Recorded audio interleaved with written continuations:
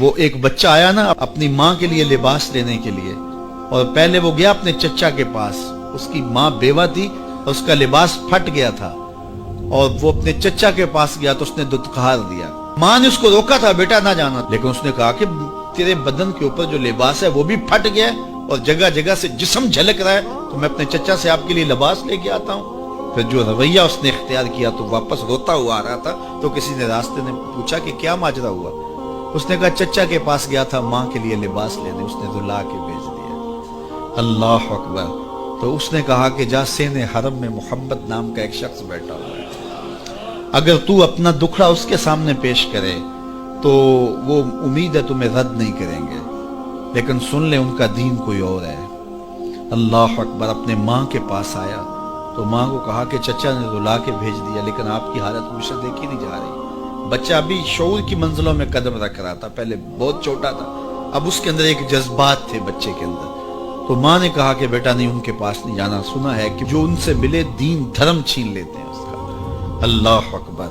تو حضور علیہ الصلوۃ والسلام کے پاس جانے سے ماں روکنے لگی، لیکن بچے نے کہا کہ امی میں پکا رہوں گا، بتوں کا وفادار رہوں گا، تم اس ٹینشن کو، اس پریشانی کو چھوڑ دو۔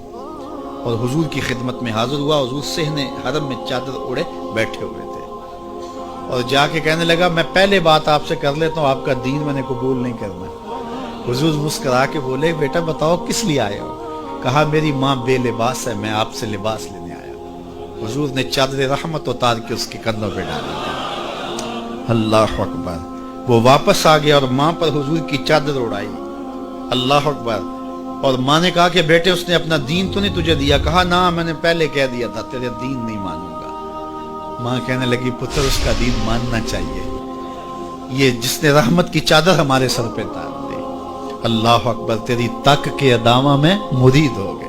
اس بوڑھی عورت کا قصہ بھی آپ نہیں بھول سکتے، جو گھر کا سامان باندھ کے اپنے دروازے پہ بیٹھی ہوئی تھی، اور اس نے سنا تھا مکے میں ایک جادوگر آیا ہے جسے ملتا ہے اس کا دین چھین لیتا ہے، کہیں ایسا نہ ہو کہ کہیں اس سے ملاقات ہو جائے اور وہ دین ہی میرا چھین لے، مجھے شہر چھوڑ دینا چاہیے۔ گھر کے تھڑے کے اوپر سامان باندھ کے بیٹھی ہے۔ حضور بھی گزرے، اس نے دیکھا تو کہا بھتیجے یہ سامان میرے سر پہ رکھ دے۔ حضور نے سامان اٹھایا، دیکھا تو بوجھل تھا، وزنی تھا، اور بڑھیا کو دیکھا تو کمزور تھی۔ تو کہا کہ بڑھیا اگر چاہو تو جہاں چاہتی ہو میں خود نہ چھوڑا۔ اس نے کہا اس سے بڑی مہربانی کیا ہوگی؟ حضور نے سامان اٹھایا ہوا ہے اور بڑھیا سے باتیں بھی کرتے جا رہے ہیں۔ تو بڑھیا کو کہا کیوں جا رہی ہے؟ اس نے کہا کہ سنا ہے یہاں ایک جادوگر ہے جو لوگوں کا دھرم لوٹ لیتا ہے، لوگوں کا دین لوٹ لیتا ہے۔ میں نے ساری زندگی بتوں سے وفا کی، میرے آباء و اجداد نے بتوں سے وفا کی ہے، میں چاہتی ہوں دین اجداد ہاتھ سے چھوٹ نہ جائے، آخر اس شہر میں رہتی ہوں کہیں مل نہ جائے۔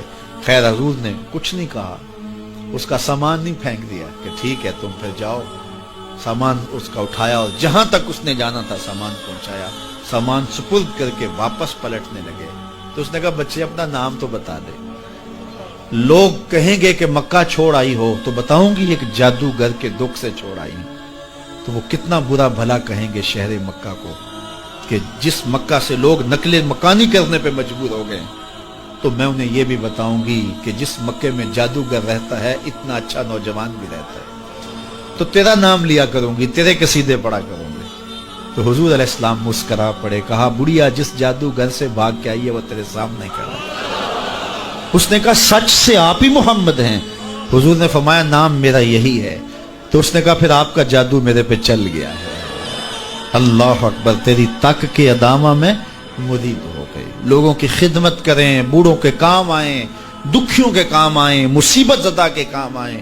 حضور یتیم ہو کے یتیم پرور تھے، لاچاروں کی مدد کرتے، لوگوں کے گھروں میں پانی بھر کے دے دیتے، اور دکھیوں کے کام آ جاتے اور مصیبت زدوں کے کام آ جاتے۔ تو حضور سے پیار کرنے والوں، امت میں آپس میں حسد نہ پھیلاؤ، بغض نہ کرو، نفرتوں کے پہاڑ کھڑے نہ کرو، ایک دوسرے سے پیار کرو، جڑو، امت وحدہ بنے، اور اپنے ماحول کو، اپنی معاشرت کو ایک خوبصورت معاشرت کا رنگ دو، اور اپنی زندگی کو حضور کے نام کر دو۔